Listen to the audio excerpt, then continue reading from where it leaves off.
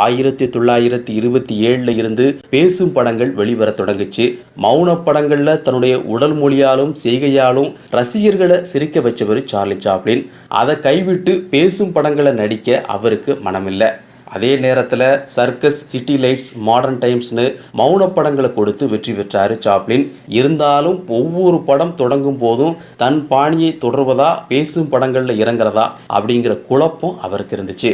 கிட்டத்தட்ட 3 வருடங்கள் படம் எதுவும் எடுக்காம திரைக்கதை மட்டும் எழுதி 1940ஆம் ஆண்டு சாப்ளின் தன்னுடைய முதல் பேசும் படமான தி கிரேட் டிக்டேட்டர் படத்தை வெளியிட்டாரு.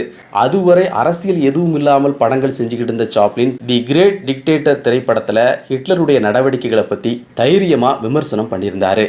அமெரிக்க அரசாங்கம் சாப்ளினை கம்யூனிஸ்ட் அப்படின்னு விமர்சனம் பண்ணதோட அவருக்கு அரசியல் சாயம் பூசிச்சு.